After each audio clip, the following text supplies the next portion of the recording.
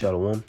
First and foremost, I want to give all praises to Yahweh Ba'Hashem, Yahushua Ba'Hashem Rakakwadash, and divine honors to the elders and the apostles of Great Millstone, and peace and salutations to the hopeful elect, hearing this word in truth and sincerity.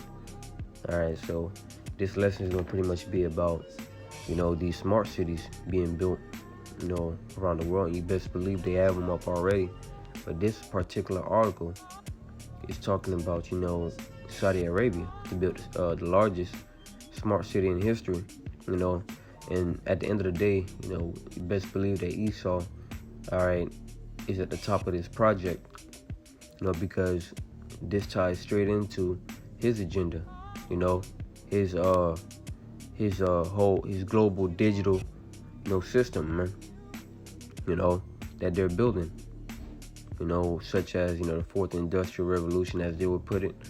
This ties into that, so, and it's no coincidence, after this whole meeting that they done had, that all of this is coming out, showing you that they're getting ready to do something. Lord willing, it be soon, man, that, this thing, goes to another level.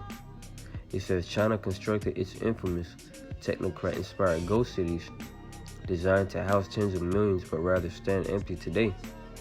Saudi Arabia is building a technocrat-inspired smart city that is 33 times larger than New York, that will make Dubai look like an outpost.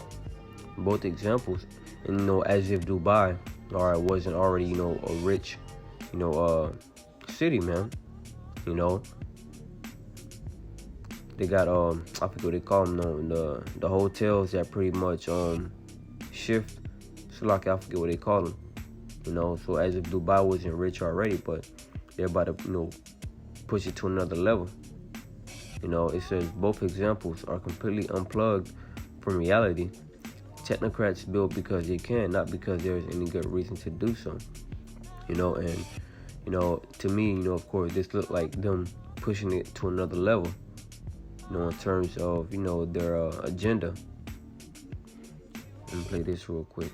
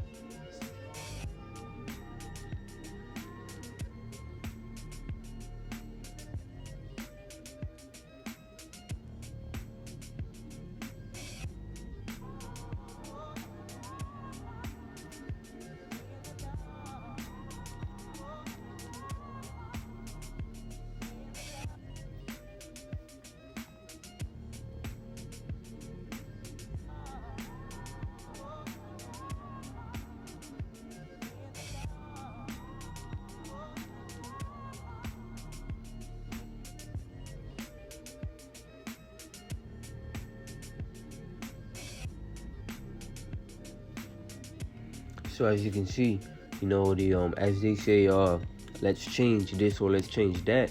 The focal point of this change was, their technology. You know what I'm saying?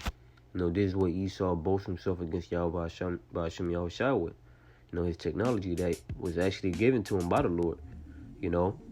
But going back to the point, this smart city, ties into this let's change stuff, man. It ties into Esau's New World Order agenda, man. It says one day last September, a curious email arrived in Chris Hable's Graves' inbox. I'm gonna get straight to the point, actually, man. Because he just addresses the people right there, but I want to get to the point. It says he's written extensively about genetic engineering and the inevitable rise of cyborgs attending protests in between for causes such as Black Lives Matter. You know what I'm saying? So. This is what they're trying to turn everything into. Something, dealing with technology, cyborgs, and you best believe the charagma plays right into, this genetic engineering stuff, man. It says, and once again, I'm gonna get straight to the point. It says, the first shock. Let me see if I can highlight it. It says the first shock was the money, significantly more than he'd earned from all but one of his books. The second was the task, researching the aesthetics of seminal works of science fiction such as Blade Runner. The biggest surprise, however, was the ultimate client, Mohammed bin Salman, the 36-year-old crown prince of Saudi Arabia. And that's what they're trying to turn the world into, something sci-fi like. And that's why these movies, as it's called, predictive programming, are made, all right, because Esau shows his agenda within these movies before, they do things, because Esau is trying to be like the Most High. That's Isaiah chapter 14, where it says, I will be like the Most High. Or this devil want to be like Yahweh Hashem Yahushua. And that's why the Lord is going to completely take him out of the way. All right? Because you're not God. You're just a man. He says,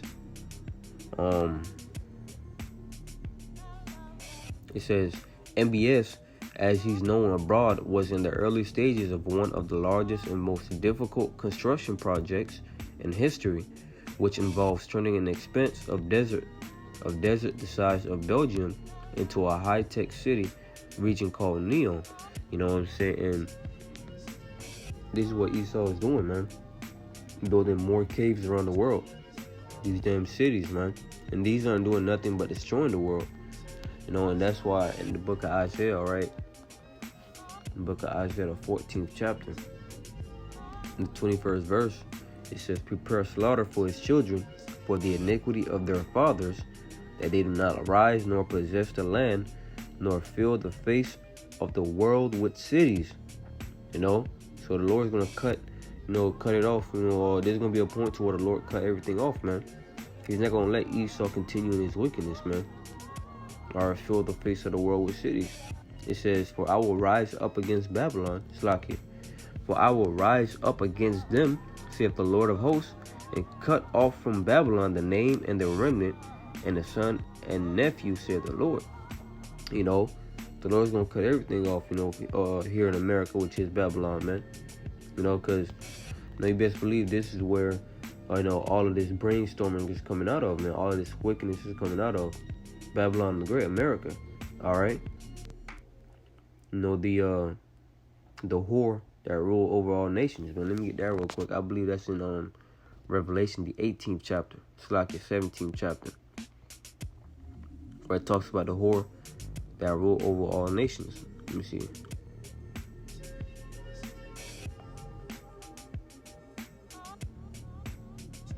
I'm gonna get straight to the point.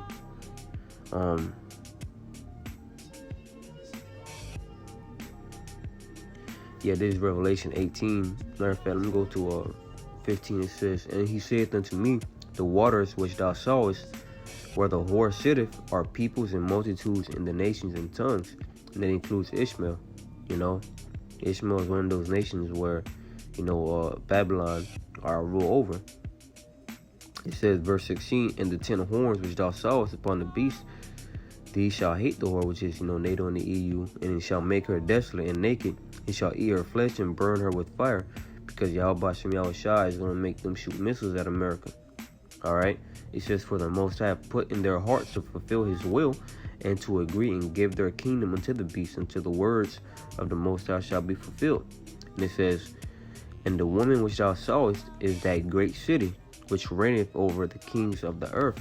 So going back to the point I was making, best believe, Esau, or who is synonymous with Babylon, has his hand in this. Okay? It says, starting with a budget of 500 billion, MBS builds Neom as a showpiece that will transform Saudi Arabia's economy and serve as a test bed for technologies that could revolutionize daily life. You see? And that's the whole, as the brothers would say, that's the whole rallying cry, behind, this whole thing right here, to revolutionize everything, man. The what's it called again? The fourth industrial revolution, man. So they're gonna kick it up another gear, so to speak. It says, and as Gray's proposed assignment suggested, the Crown Prince's vision bears little resemblance to the cities of today. Intrigued, Gray took the job. If I can be honest with how I see the world, I'll pretty much put my work out to anyone, and everybody's on board with this. And at the end of the day, everybody's on board with being against Yahweh Hashem Yahushai. All right, those that agree to this project and those that agree with Esau's, agenda, you're really against Yahweh Hashem Yahushai. Let's see if there's something else that, we can take out of this article. Because I had skimmed through it, but, it says, efforts to relocate the indigenous residents of the Neom site who've lived there for generations. You see that? So he's removing the original inhabitants out of that land. All right, this is the devil for you. And that's that scripture in Habakkuk, that says that he needs to keep it at home, man. Let's get that real quick.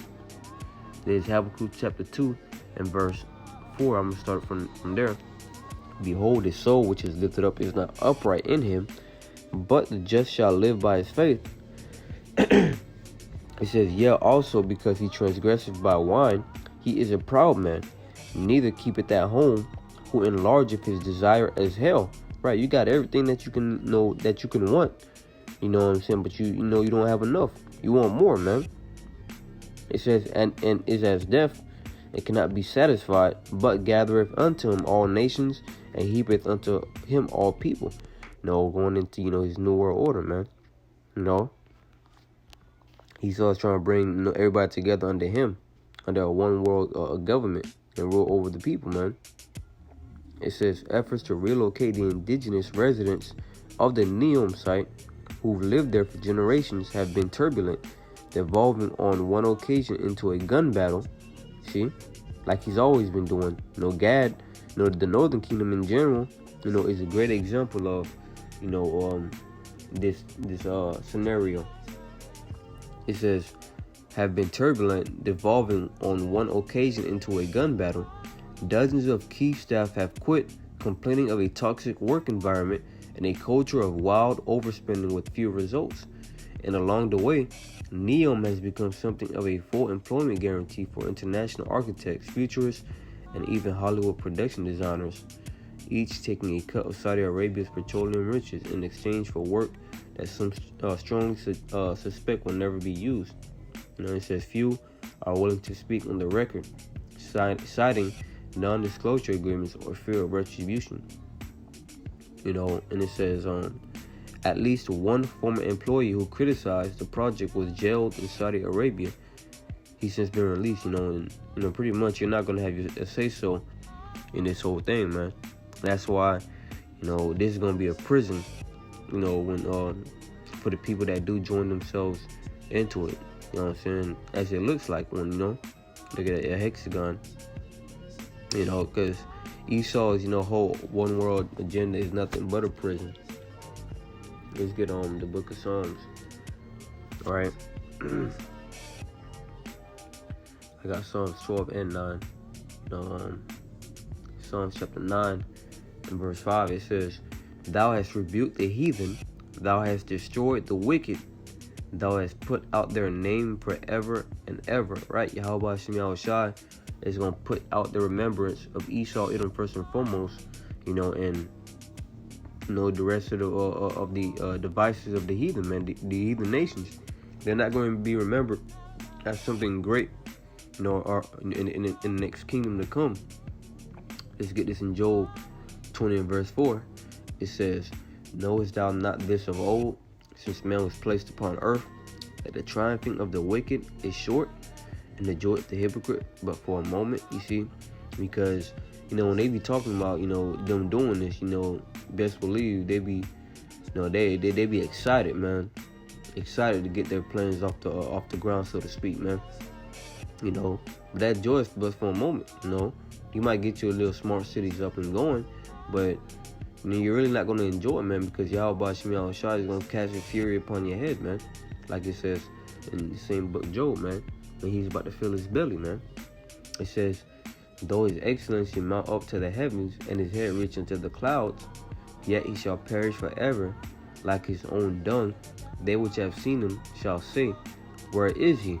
All right, going into Esau, Edom's, being done away with, man. It's going to be like this devil never existed. So going back to Psalms, the 9th chapter, And I'm bringing out more precepts on Esau because, you know, he's the main one that's contributing to this, man. You know, we know that the rest of the heathen, he's not exempt. They're going to get their judgment too, man. You know, Ishmael, Moab, Ammon, they're all in cahoots with Esau. No, but Esau is the main heathen. All right, that is pretty much boasting against the Heavenly Father and his son Yahushua.